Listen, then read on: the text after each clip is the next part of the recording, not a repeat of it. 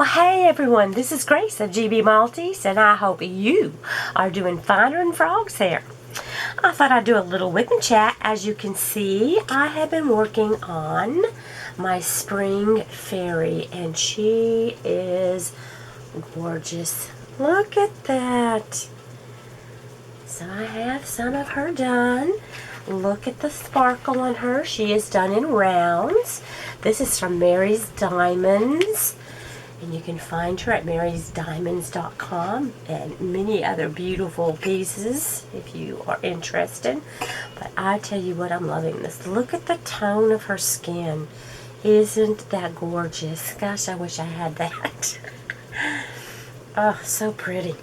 Anyway, I'm going to work on her and talk with you just a little bit. Excuse me. That is if my allergies will let me. You know how that goes. Okay, let me tighten up some of these screws so on my arm here so that this doesn't bounce around quite so much. Hopefully, I want to get it in a position where you can see what you're working on this. Look at her, how long her hair is. Oh, it's so pretty. Just love it. I love it. This is very relaxing to work on too. Very, very nice. You can get this in squares if you prefer squares. I have done one of Mary's Diamonds in squares and one in rounds, and they are both just delightful to work on. Love it, love it. So, let me get started. I have this color I'm working on, number 3685. I am going to start putting down, and I hope that you are having a lovely day, night, evening, whatever it is, morning, whatever time it is. I tell you what, today was so hot. I don't know if we got up to 103, 100, I'm not sure what we got up to here in Texas. That wasn't the feel like, that was just regular temperatures. Our feel like temperatures range anywhere from 105 to 117. It's just crazy. The grass in places is turning brown, and we have a large yard, so watering it would cost a fortune.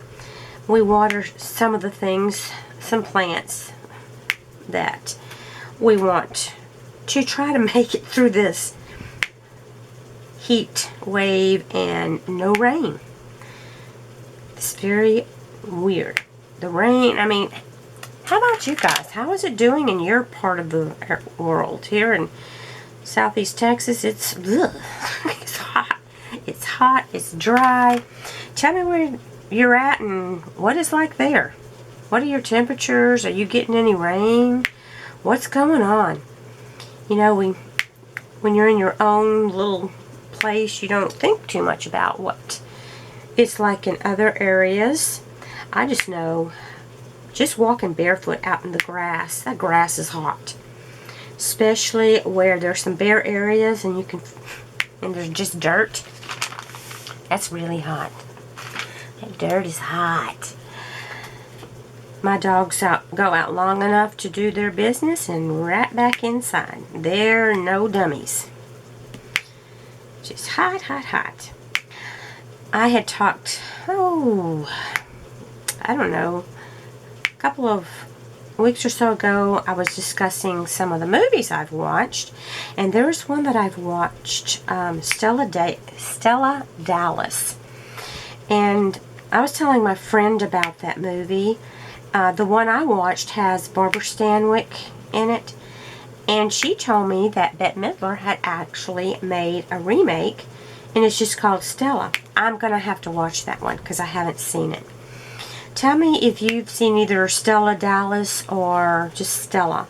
I'm going to tell you what the movie is about, just to kind of give you an idea to see if it's something you might be interested in watching at some point. I cried. At the end, I was crying.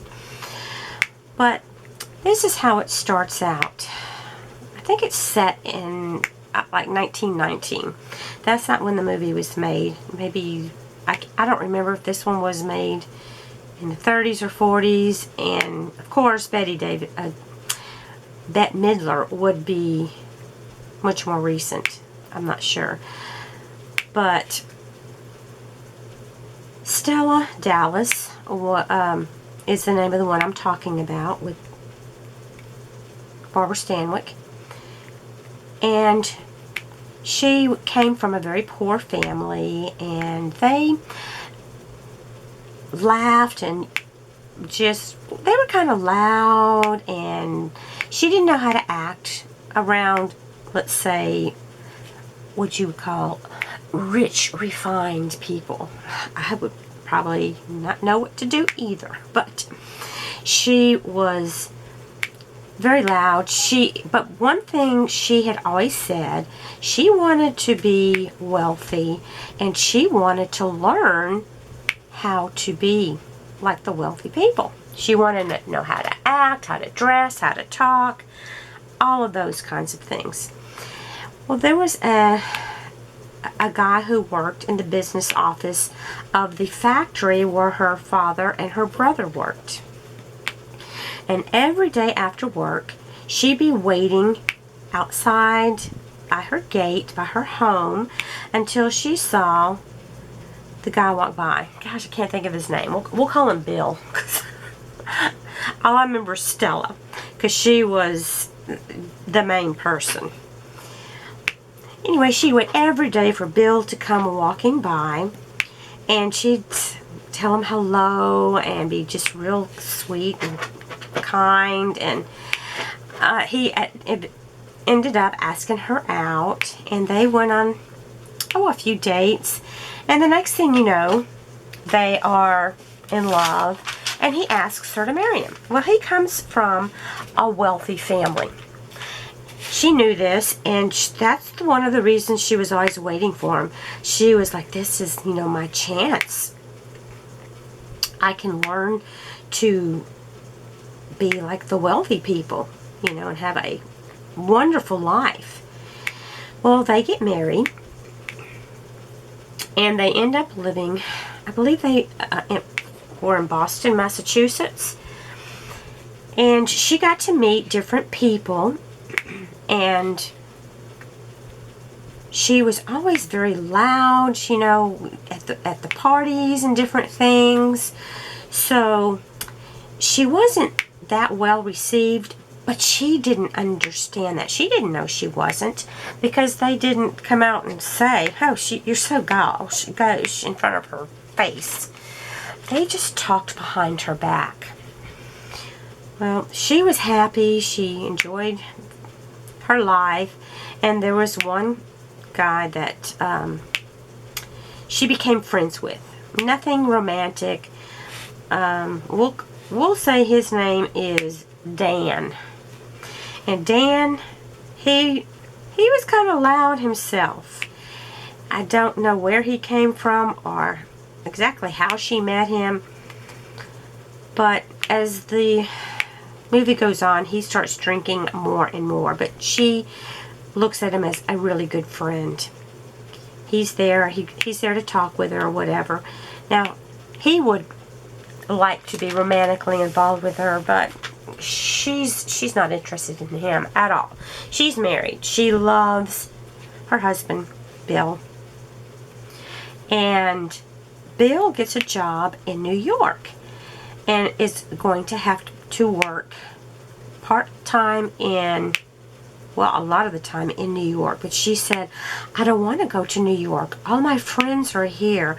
I don't want to have to start over and make new friends and blah, blah, blah.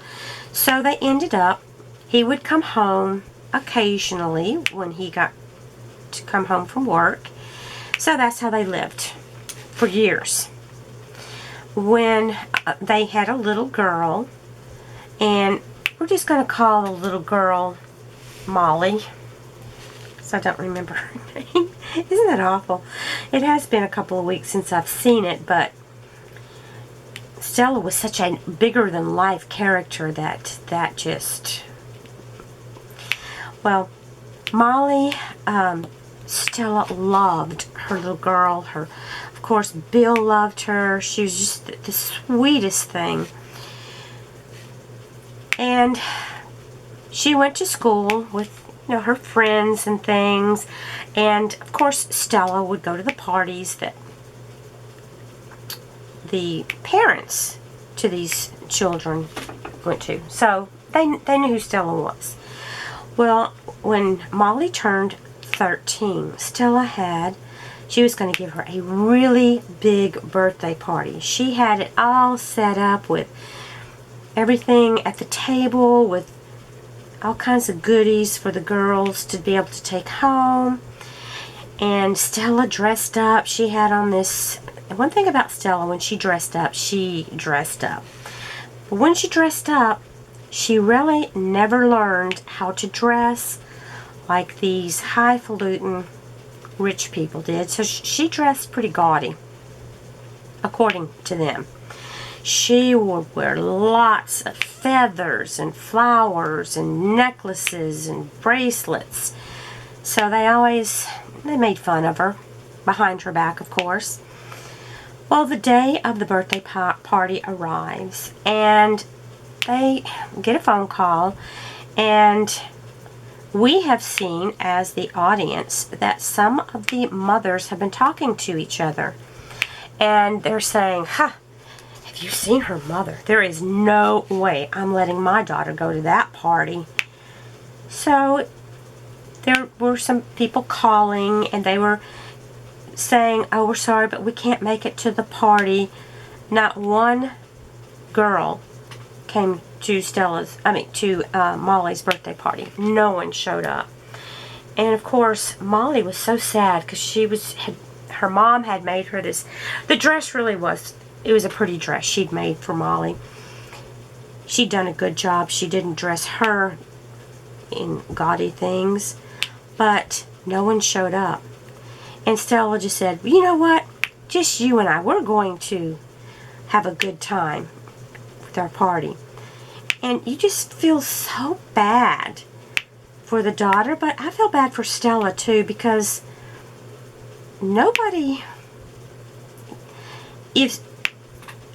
was treating her right. It's just wrong to go around just because somebody is different. Doesn't mean that you have to treat them. I don't know. I just found it so sad. Well, of course, time goes on, and it gets to the point where Bill is in New York more than he is at his own home in Boston. And he meets a widow that he'd known before. She was very wealthy, and she had 2 sons. No, I think it was 3 sons. And sometimes he would take Molly over there when she would go to stay with him, because he wasn't coming home very often. So she would go stay with her dad in New York at times. So he would go, just call her the widow. She would go and stay at her house when she'd be with her dad. They'd go stay there, and she had this beautiful mansion. And her 3 sons, they were just very sweet to Molly. And the widow was so kind to Molly. Just a very sweet lady, very soft-spoken. She knew how to dress. She knew how to act amongst all the rich people. So when she was with her dad, the widow with her sons, they'd go different parties or parks or wherever. They'd go together. So you're already figuring out he's getting an attachment with her. He's not seeing Molly. He's not seeing Stella all that much. So Stella is thinking, her dad does all these wonderful things with her. I'm going to tell him he needs to to up my allowance so I can take Molly and do some of these fun activities. So she takes her on a little vacation, and they're staying in this beautiful hotel. They're in a really nice place. And when they first get there, Stella is sick and has to stay in bed, so she's not able to get out and do fun things with Molly. But Molly is out making friends with all the rich kids that are there. Some of them she already knew from being with her dad. And she learns to play tennis. I guess he's like a tennis teacher. He's young, like her. I'm guessing she's, I don't know, 16 or so at this point. And she just really likes the tennis teacher. And he's about her age, maybe a couple of years older. It's hard to know exactly how old they are, but they're all young and they're having so much fun. Well, Stella gets to feeling better and she wants to do some things with her daughter. Well, she doesn't tell her daughter that she's getting up, but she puts on this dress. Now, this was probably one of the gaudiest outfits I've ever seen her put on. It is full of, it's a floral print, very busy floral print, and she puts on a huge, like, flower. I mean, big. Covered her whole shoulder when she pinned it on. I guess it was some kind of a brooch. I don't know. Then she had bells on her shoes. And then she also put on one of those fox stoles where the head is still on the fox. And it was white. So she was dressed to the nines, I guess. But not in the way that the wealthy people do. They have their own little set rules about how they dress, I guess. I don't know. But anyway, she goes out and she's looking for Molly. And she's looking at different things as she's looking for her. She can't find her, so she just starts looking around. She's walking around outside, and she goes into this, it's like a soda shop, and all the young teenage kids are all in there, and they're drinking sodas. And there's another part of the shop where they sell other things, and Stella goes in there, and she's looking at the items that are for sale. And unbeknownst to her, Molly is in there with her friends and the guy that she really likes. She doesn't see her mom at first, but she hears people saying, "Oh my gosh, look at her over there." And they're just laughing. Look how gaudy she is. Look what she's wearing. I mean, they are really just evil. It's mean. And so Molly's laughing because she hadn't seen who it is as yet. She kind of glances over her shoulder and she sees it's her mother. She is mortified. And she jumps off of her stool from where she was drinking her soda with her guy friend. And she runs out of there. And her boyfriend, or whatever he is, runs out with her, and he said, "What's the matter? What's the matter? You know, what's going on?" So as she runs out, he follows her. She runs way off, and she's crying. And he said, "What's the matter?" And she said, "Oh, nothing. She just wanted to get out of there. She was not going to tell him about her mom." So she and her beau are close to a little creek and talking, and I think this is where they have a nice little kiss, and she's just so glad that they did not see her with her mother. So it's about time for them to go back home, and Stella she's never found out to be with Molly at all during the time. So I think it was pretty close till it was time for them to leave. I think they were leaving the next day after she had been sick. So they were riding in the train. And I'm guessing it was nighttime because they were in their berths, their beds that they used to have old-timey days when they had beds on the train. And Stella was sleeping on the bottom berth, and Molly was on the top. And Molly could hear them talking. There were some girls out very close to their berths, and these girls were talking, and they were saying, "Do you remember that lady that we saw that was dressed so gaudily?" They were laughing and just whooping it up. And they said, "Do you know that is Molly's mom?" Well, we see Stella, and Stella was wide awake, and she heard the whole thing. And she felt horrible. She was so upset that she felt like she was ruining her daughter's life because she did not know how to act around these rich people. She did not know how to dress, and she heard them making fun, and the last thing she wanted was for her daughter to be rejected by these people. She wanted her to have a good life. So she comes up with a plan to make it better for Molly.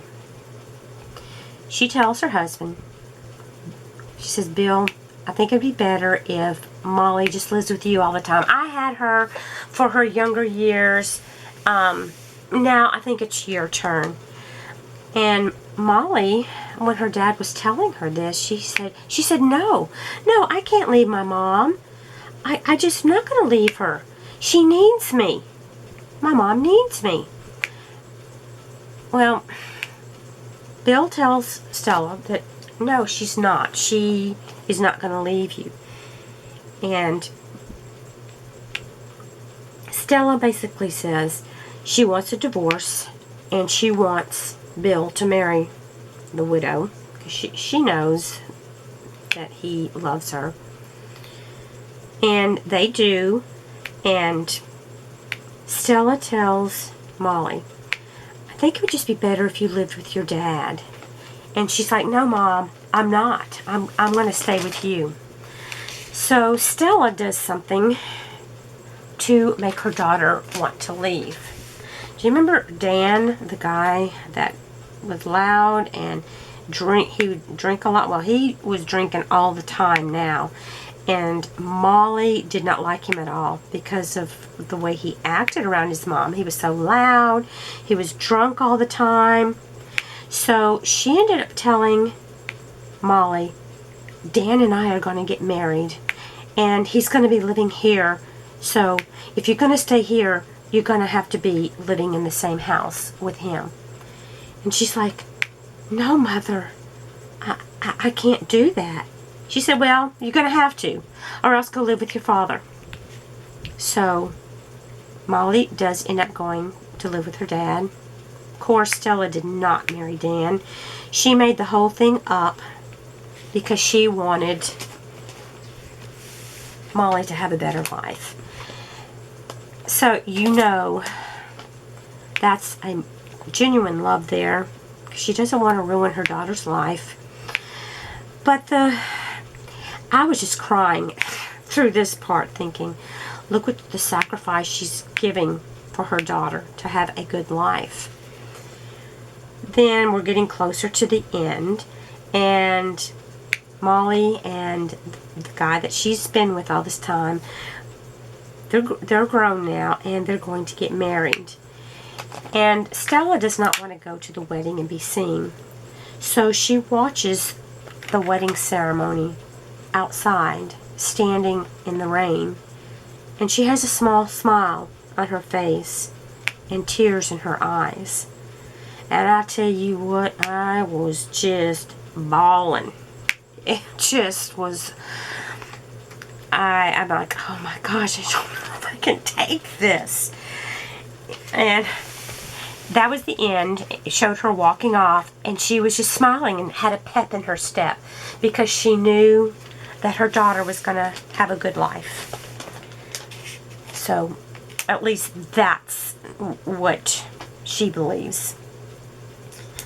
And I guess some people believe that just having everything you want is going to make you have a happy life. But that's the end, so I'm just hoping that she does get to see her daughter again. Surely the daughter is going to want to visit her mom.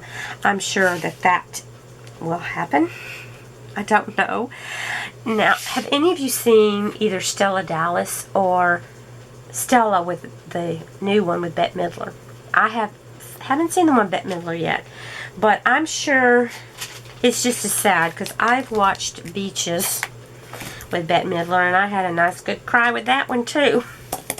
That one was sad too. But the things that parents do for their kids, the sacrifices, and sometimes that's not always the case though. Not all parents are as loving. I watch a lot of true crime. Do any of you others of you out there watch true crime? I've just kind of gotten addicted to it, I suppose.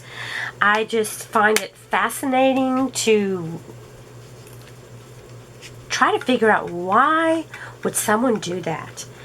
Because I was listening to one today where there was a father, and I watched this Danielle Kirsty.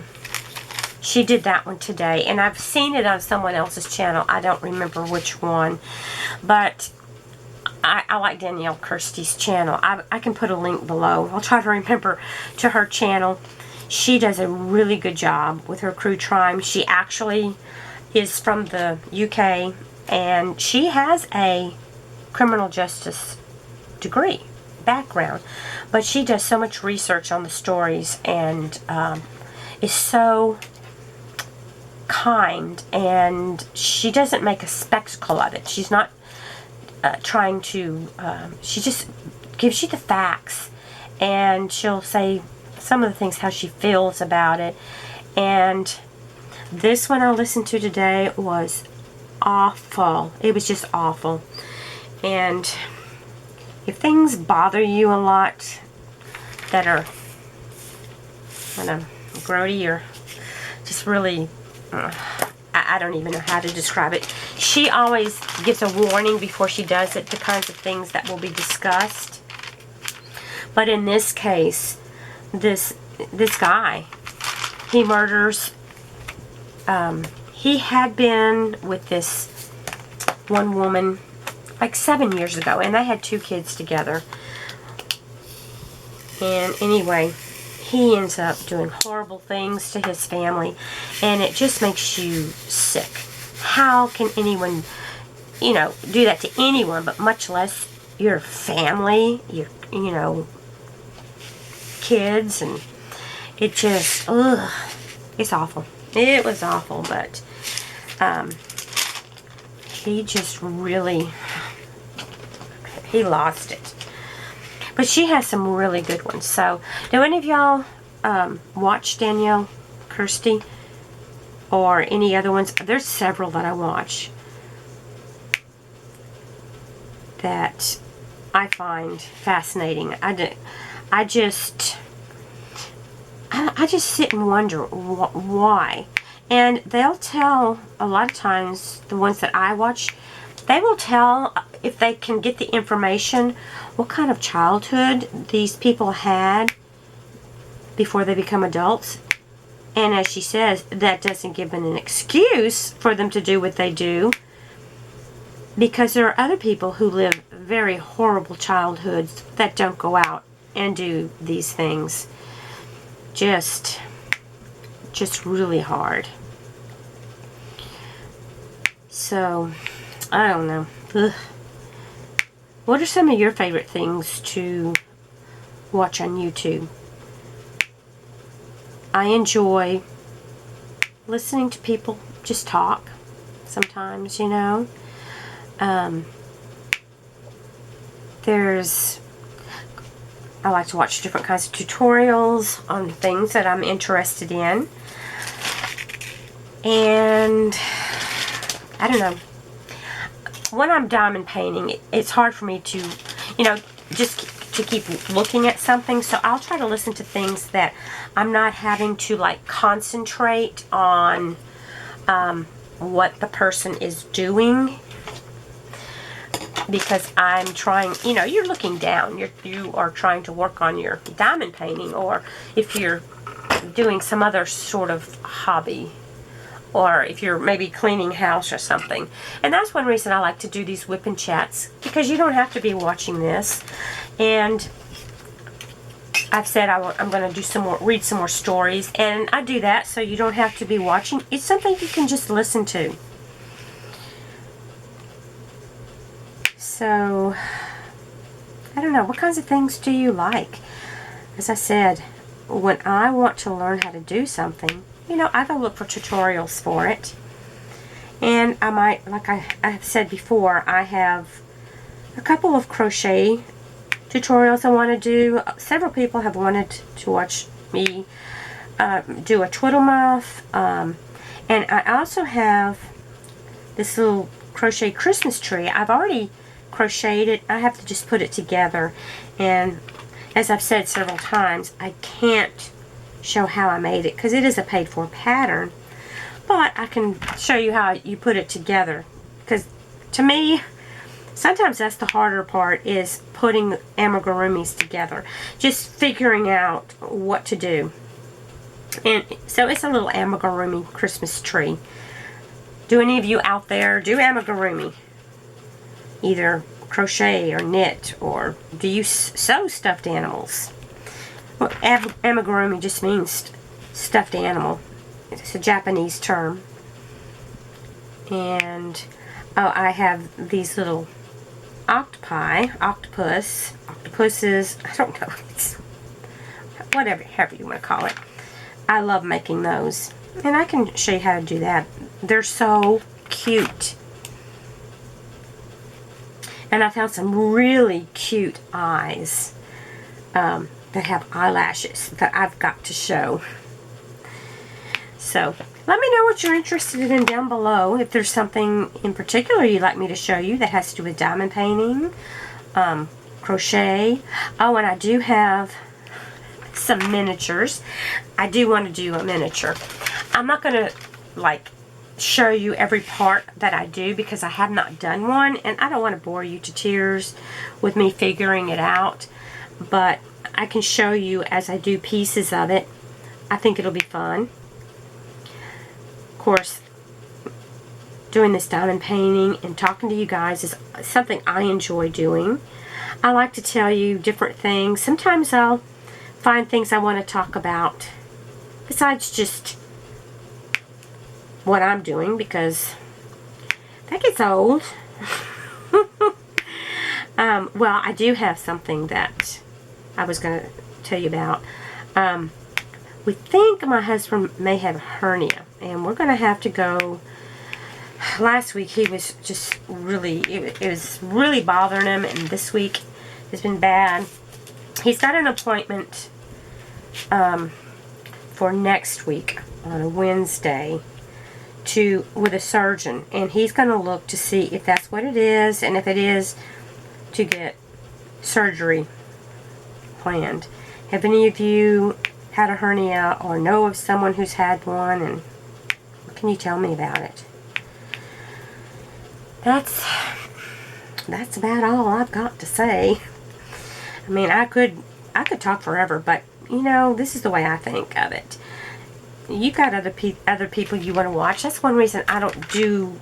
I used to do a whole bunch of videos, but I got to thinking, it's not fair, because you have other videos you want to see. You don't want to just watch me. I'm not gonna be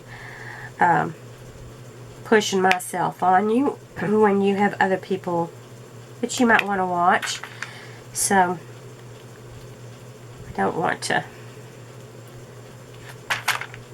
I'll be a hog, okay? That's what I'm trying to think. Hog your time. But I am so grateful if you watched my video and you made it all the way this far. And if you made it all the way to the end of this video, me talking to you, would you please put, let's see, I want you to do an emoji of a heart. Just to give me a heart emoji. Whichever heart you want to give me. So I know they listened to the whole thing, because I want to thank you if you did. You guys take care. I love you, and I truly do mean that. I do love all of you guys for sitting there listening to me, being my friend, commenting.